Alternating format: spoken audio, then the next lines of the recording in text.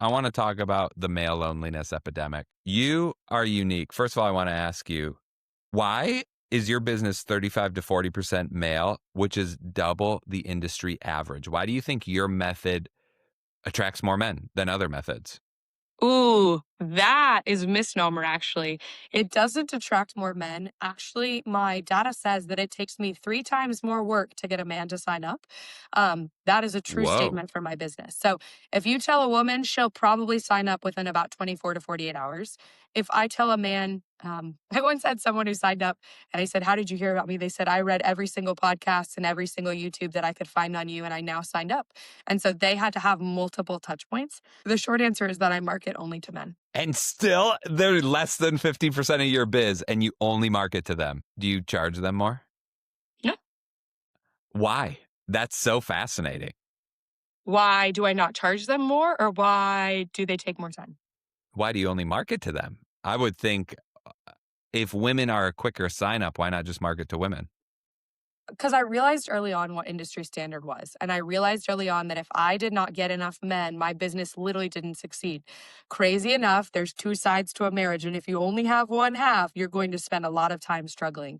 And so I specifically focused on men. So I do men's conferences. That's like part of the reason why I'm on LinkedIn is because we want men with jobs. Women want men with jobs. Um, really going back to if we can get good men, then the women will come easily. It's going after maybe your big elephant in the room first, and then you know that once you have the elephant, then like I don't know what another predator is. Like all the lions come. I don't know what it's like. You got the hardest piece of the pie, like everything else is going to follow. And so I fight strongly to have men in my database.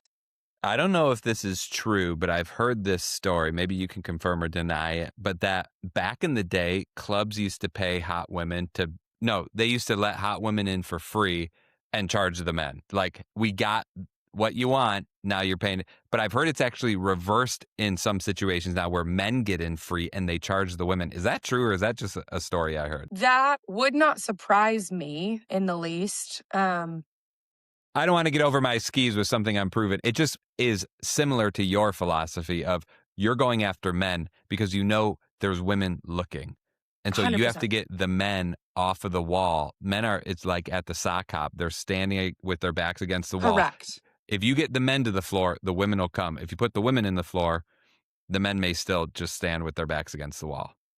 It can be an intimidation factor, but also the realities with men are that good men get snatched up fast. That's just a reality, unfortunately. And so we've got these good men who are married, they're snatched up, and then you're going, who's still left in the pool? And because men take longer to mature, which we also know, they kind of come out of, I always say they like kind of come out of their shells at like 30, anywhere between like 30 and 45.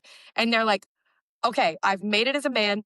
I want a 21-year-old. And you're like, okay. Like, so it's almost this, I feel like sometimes men don't live in the reality of their consequences also have actions that if they continue to take a while to mature and grow, you don't just all of a sudden start back at zero like everyone else did. That's a hot take. That's a very hot take.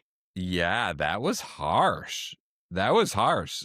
So if a man takes longer to mature, he's got to be okay with an older woman. Is that what you're saying? He should be realistic with his expectations and the what he brings to the table is I guess what I would say.